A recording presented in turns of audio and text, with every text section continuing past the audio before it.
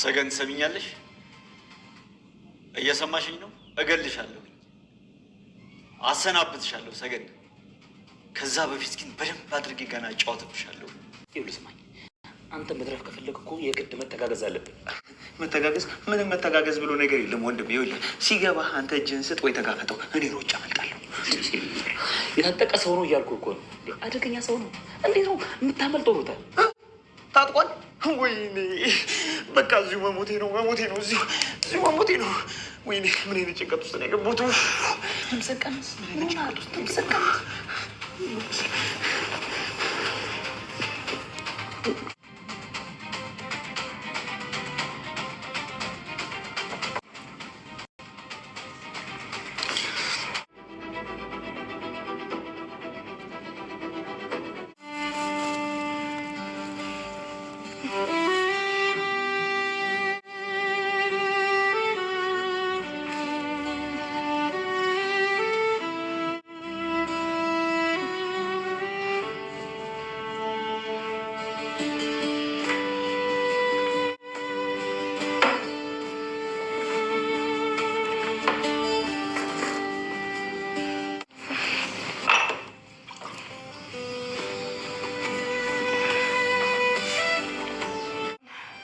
ከዚህ ትቼ ላምልጥ ነው ወይስ ተመልሼ ሄጄ ልግደላቸው?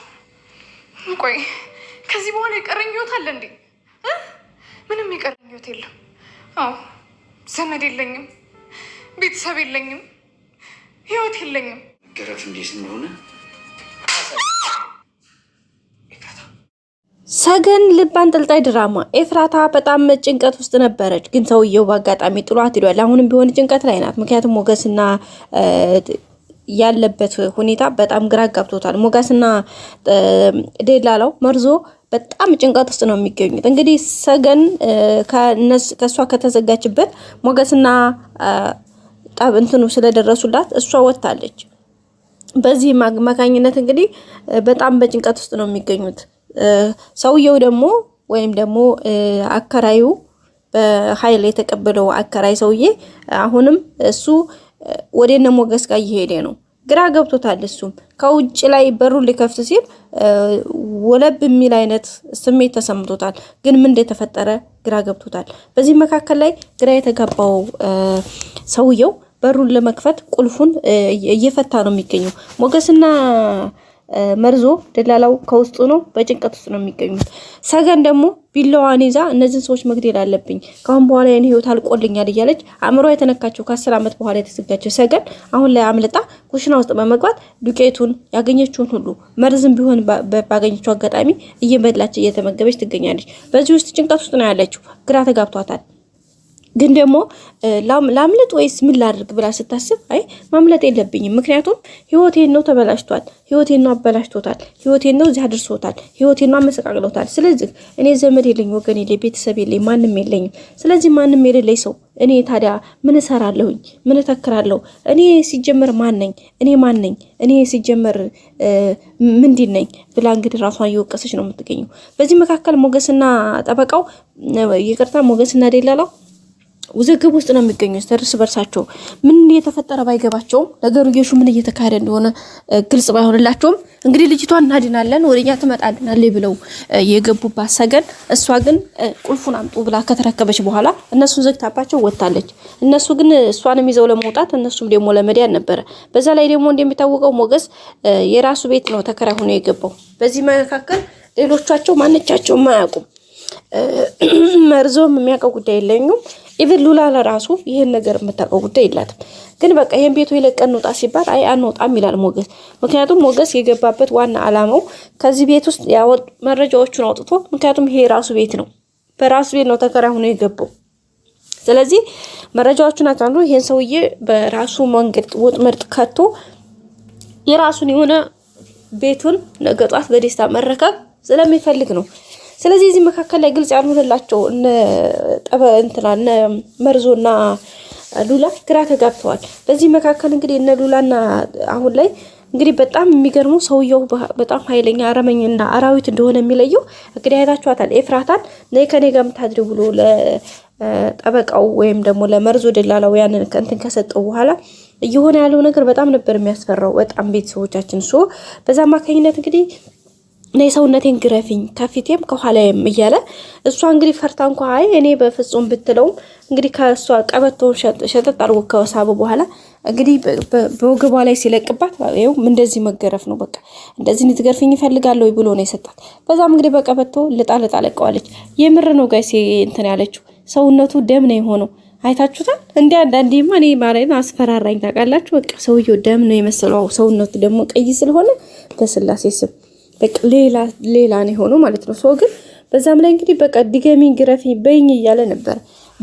ደም በደም በቃ ሰውነቱ እስከሚሆን ድረስ ያ ሲቀርባችኋል። ጀርባው ሲያልቅ ደግሞ ከፊት ለፊቱ በቃ ከፊቴ ደግሞ በይኝ እያላት ነበር። እሷም እንግዲህ በሚገባው መልኩ ገርፈዋለች፣ በሚገባው መልኩ ሰጥተዋለች።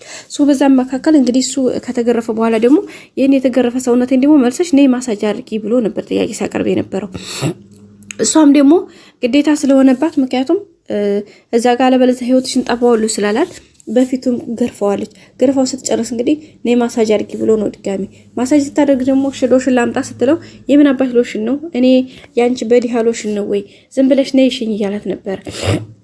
እሷም እንግዲህ እዚህ ጋር ስትንቀጠቀጥ ስትፈራ በይ ደግሞ አሁን ካሸሽ ዘንዳ በእኔ ደግሞ አሁን ሙሉ በሙሉ ቆሚና ፊቴ እያየውሽ አይኔ እያየውሽ ሙሉ ሰውነትሽን ልብስሽን አውልቂ በቁምሽ በቃ አይኔ እያየ ልብስሽን አውልቂ እያላት ነበር። ከዛ በኋላ እሷም እንግዲህ ልብሷን ነው ያወለቀች። ልታወልቅ ስትል በቃ አልቻለችም። በፍጹም አይ እኔ እባክህ ዛሬ በቃ ግዳጅ ላይ ነኝ፣ ወር አበባ ላይ ነው ያለሁት፣ ስለዚህ እባክህ የዛሬን ተወኝ እያለች ስትማጸነው ነበር። እጂ ውሸታ ምን ምን አገባሽ? ሲጀምር ተሽጠሽ ነው፣ እኔ ደግሞ በመቶሽ ነው የገዛውሽ። ስለዚህ የገዛውሽ እስከ ገዛውሽ ድረስ ደግሞ መብቴ ነው፣ የፈለኩትን ማድረግ መብቴ ነው። ስለዚህ አትጃጃይብኝ፣ እዚህ ድምጽሽን እንዳልሰማ እያለ እንግዲህ የሚላትን አማርኛ ሲላት ነበር።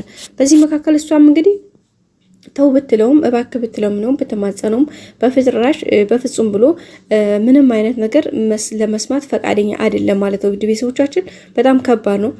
ስለዚህ እንግዲህ ኤፍራታ በጣም በጭንቀት ውስጥ ነበረች። በዚህ መካከል እንግዲህ እነ ሞገስና መርዞ ደላላው እዛ ጋር ያንን በር እንከፍታለን አንከፍትም ግር እያደረጉ በሩ ሲንጓጓ ድምጽ ሰማ። በዛ መካከል ድምጽ ሲሰማ እንግዲህ በቃ ሁሉን ነገር እንትን ብሎ ምንድነው ድምጽ ይሰማኛል ልበል ይሰማሻል ነው የሚሰማኝ ስትል አይ አይሰማኝም አለችው። ይሰማታል እሷም ግን እነሱ እዛ ለምን አላማ እንዲሄዱ ስለገባት ነው እንደዛ ዝም ያለችው ማለት ነው። ውድ ቤተሰብ በዛ አማካይነት እንግዲህ ለምን ነው የማይሰማሽ እኔ የሚሰማኝ ነገር ዳንቺ ለምንድን ነው የማይሰማሽ ብሎ ነበረ ሲላት የነበረው። ከዛ መጨረሻ ላይ እንግዲህ ስትደነግጥ በኋላ ነው እንግዲህ አይ ይሰማኛል ነው ያለችው እንደገና። ምክንያቱም የጭንቀት የሀሳብ ነው። አዎ ይሰማኛል ስትለው እንግዲህ ምን ማለት ነው ደግሞ እሱ እንዴት እንደዚህ ልትይ ቻልሽ በማለት ነው እንግዲህ እያስፈራራት እየነዘረባት የሚገኘው። በዚህ መካከል እንግዲህ በጣም ተጨንቃ በሀሳብ በጭንቀት ውስጥ ነው የምትገኘው። ግን በመጨረሻ ጥሏት ወጣ ማለት ነው። ጥሏት ሲወጣ ደግሞ እሷ እንደገና ፈራችና ደንግጣ ማለት ይሄ ነገር ሂዶ ሌላ እርምጃ ሌላ ሪስክ ሊመጣባቸው ይችላል ብላ ስላሰበች አይ በቃ እኔ በቃ እየሰማሁ ነው አትሂድ ፕሊስ እባክህ ከኔ ጋር ሆነ አይነት ልመና ስታካሄድ ነበረ። ግን ያን እንደዛ ብትልም ደግሞ በመጨረሻ ነገርዮሹ እንዳልሆነ ሆኖ የሚሆነው ነገር ትንሽ በአስቸጋሪ ሁኔታ ነበር ቤተሰቦቻችን። በዛ መካከል እንግዲህ እየሮጠ እሱ ሲወጣ እሷ ደንግጣ ያዘችው። ከዛ ስትይዘው በጥፊ ነው የደረገማት። ለማንኛውም ልብስሽን አውልቀሽ እንትን ብለሽ እያንዳንዱን ልብስሽን አወላልቀሽ በጀርባሽ ተንጋለሽ ተኝተሽ ቆይ ብሎ ነው የሄደው። እዛ ሲወጣ እሷ በጣም ተጨነቀች። እነ መርዞ ጋር ስትደውል አንቺ ጥሎሽ ከወጣ መርዞ ተነስተሽ ሂጂ ነው ያላት። በቃ መርዞ ተነስተሽ ሂጂ፣ በቃ እዚህ ጋር ትቀመጪ፣ ተነስተሽ ሂጂ፣ ወደዛ ተንቀሳቀሽ፣ በቃ እዚህ ቤት እንድትቀመጭ አልፈልግም ነው ያላት መርዞ። ሞገስ ደግሞ በጭራሽ እንደዛ እንዲሆን አይፈልግም። በዚህ መካከል እንግዲህ በጣም መርዞና ጠበቃው ለራሱ ማን ነው ደላለው በጣም ራሳቸው ግራ ተጋብተው ተደናግጠዋል። ውድ ቤተሰቦቻችን ይሄ ራሱ በጣም አስቸጋሪ ነው። እንግዲህ ሁሉም ነገር ተሳክሎ በሰላም እንደሚል ተስፋ እናደርጋለን። በቀጣይ አዲስ ቪዲዮ እስከምንገናኝ ሼር፣ ላይክ፣ ሰብስክራይብ አድርጉ ቤተሰቦች።